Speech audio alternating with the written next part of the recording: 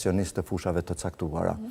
Pra është një bashkëdyzim i ekspertizës në fushat të ndryshme, por edhe e eksperiencës politike dhe aktivizmit shoqëror në përgjithësi. Kështu që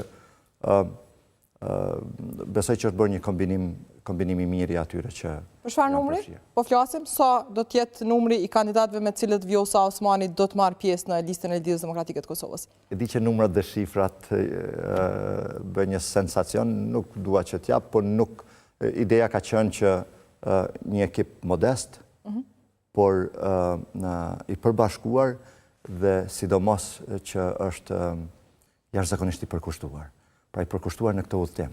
Nuk ka rëndësi numri, në fakt numri do t'jetë modest, jo shumë i madh, sepse kemi dashur të respektojmë këtë momentum të bashkëpunimit me LDK-n dhe jemi përqendruar tek cilësia dhe tek përkushtimi për të kontribuar në këtë moment. Valla që ka në kuptoni me modest, për shembull një kandidat ka pasur modest për një makinë 500.000 euro. Modeste. Ferrari ishte, a? Për Ferrari. Tash modeste është numri 50 apo 55? Jo, nuk do t'jetë 55, dhe do t'jetë më shumë se 10. Mirë shumë. Megjithatë, zote Hasan Papaj, cilat janë synimet e zonjës Osmani edhe të listës së Lidhjes Demokratike të Kosovës në këtë garë? Çfarë synime shkeni? Ku e shihni veten? Ne akoma nuk kemi hyrë në fushat zyrtare, pra tani po bëhen aranzhimet... Tani po bëhen aranzhimet në vija të përgjithshme të këtij bashkëpunimi, i cili do të formalizohet, siç thash nesër, pas mbledhjes Këshillit të Përgjithshëm të Lidhjes Demokratike të Kosovës, dhe ku janë përcaktuar formulat e këtij bashkëpunimi, personalitetet, figurat, si nga ana e LDK-s, ashtu edhe nga ana e ekipit presidentes Osmani, dhe bashkarisht pastaj do të punojmë në një program të përbashkët, i cili do të jetë i mirë, planifikuar dhe i menduar që i adreson nevojat e qytetarëve, por që qëllimin kryesor dhe më të rëndësishëm është që t'i ofrojmë vendit institucione stabile. Institucione këto me persona përgjegjës që e kuptojnë përgjegjësinë profesionale dhe peshën e detyrës në funksion të këtij shërbimi publik, në atë mënyrë që t'i themelojmë institucionet në radhë të parë, dhe të mos shihet arena e debatit politik në radhë të parë në kuvend, si një mundësi e bllokimit të institucioneve, po si detyrim për të formuar këto institucione në proporcion me peshën politike që i takon secilës forcë politike aty. Kështu që unë besoj që me një zë të arsyes, të bashkëpunimit, të mirëkuptimit dhe sidomos të një vizioni të rëndësishëm për avancimin e Kosovës, forcimin e Kosovës, pozitës e Kosovës në arenën ndërkombëtare, të bashkëpunimit rajonal, të integrimeve evropiane, për sidomos të forcimit të subjektivitetit juridik ndërkombëtar me njohje të reja, antarësim në organizata ndërkombëtare të rëndësishme si në Këshill të Evropës dhe NATO, sidomos janë pjesë thelbësore të domosdoshme dhe shumë urgjente për Kosovën, që unë besoj që do të gjejmë mënyrën e duhur për të kontribuar në përshpejtimin e këtyre gjërave. Dhe unë mezi pres që të gjithë talentin tim dhe bagazhin tim profesional ta vej në shërbim të kësaj përpjekje. Zotë Hasan Papaj, me gjithë bagazhu sigurisht që keni bërë analizat para se të merret vendimin pra për të bashkuar në këtë nismë, në këtë rrugtim së bashku me zonjën Osmani.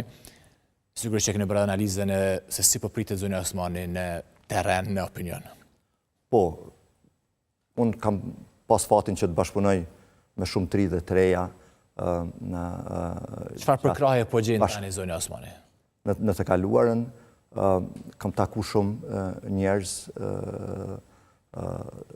këto ditë nëpër Kosovë dhe kam qenë i mahnitur me reagimin qytetar dhe sentimentin që është krijuar për t'i dhënë një shansë Vjosa Osmanit dhe ekipit të saj për një angazhim të ri politik në Kosovë. Dhe unë besoj që përkrahja është, nuk du të them masive, por më ka impresionuar vullneti i qytetarëve për të kontribuar për të përkrahur këtë iniciativë. Dhe unë besoj që do të jetë një risi e këndshme për skenën politike në Kosovë. Besoni të bëni të parët? Nuk është garë për të parët, është garë për cilësi dhe për shërbim. Dhe Unë besoj që ky bashkëpunim me LDK-n do të rrisë në mënyrë substanciale fuqinë politike që përmes këtij bashkëpunimi do të ketë Lidhja Demokratike. Do të rritet Lidhja Demokratike e Kosovës me Vjosa Osmani, thani, dhe me listën e saj sigurisht. Po padyshim, unë besoj që minimumi do të dyfishohet. Do dyfishohet. Po, Lidhja Demokratike e shoh pa asnjë më dyshje si një forcë politike që në krahasim me atë që është sot do të dyfishohet në zgjedhjet e ardhshme. Thoni këto edhe në deklarimin që kret në orët të vona pati edhe kreu i LDK-s, që tha që do t'i kthejmë ata të cilët nuk ishin ose u larguan dhe do t'i aktivizojmë ata të cilët ishin të heqtur.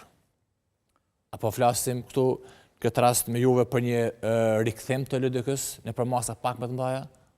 Ashtu është ideja dhe kështu na është paraqitur nga kryetari Abdi Gjiku në disa prej takimeve që kemi pas me të. Dhe vizioni që ai ka paraqitur përmes një strategjie të bashkëpunimit më të gjerë, siç e tha edhe ai, të njerëzve që kanë qenë pasiv kohët e fundit, të atyre që nuk kanë qenë të përfshirë, disa që për arsye të ndryshme janë larguar paksa nga Lidhja Demokratike e Kosovës. Kombinimit gjitha këtyrave do të krijojë një forcë të madhe dhe stabile.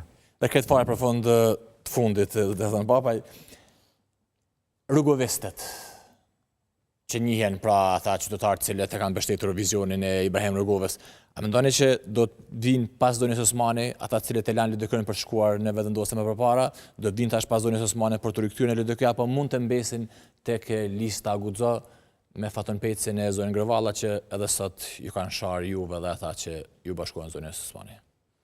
Shife, unë në radhë parë do të kisha bo një apel për gjithë ata që aktivizohen politikisht të lënë sharjet.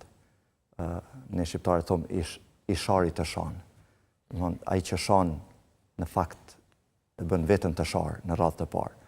Dhe nuk është e mirë kjo. Dhe pas kësaj unë besoj që pakënaqësitë e çastit politike, hatërmbetjet, ata që shajnë sot do të largohen nesër, ndoshta.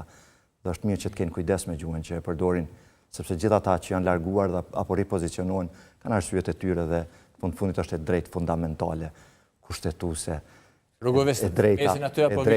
drejta për të zgjedhur dhe për të zgjedhur, e drejtë kushtetuese. Absolutisht. Dashkush nuk guxon ta cënoj atë, se përndryshe do të hymë në një anarki, do të hymë në një regjim ku nuk do të kishim dashur ta përsërisim të kaluarën. Kështu që unë besoj që gjithë rrugovistët, lëvizja Guxo në fakt me sa kom dëgju edhe shumë prej tyre që unë kom pas kontakte edhe në të kaluarën, pothuajse është shuar.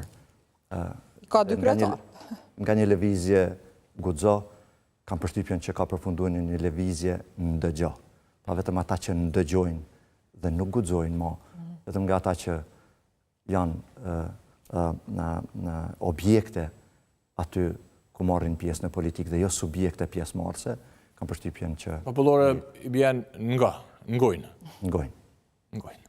Ata që guxojnë kanë ngel në ata që ngojnë. Dhe thënë papaj, faleminderit shumë që e keni ardhur në Kosovë. Faleminderit. Sigurisht do të shihemi edhe gjatë netëve tjera me fushat, por mbas edhe pas fushatës nëse bëheni deputet sigurisht. Faleminderit. Ishte kënaqësi. Faleminderit shumë. Ndërkohë shkutra për zgjedhjet e shtatës qershorit për cila do të garojë Bardhyl Hasan Papaj me subjektin e tij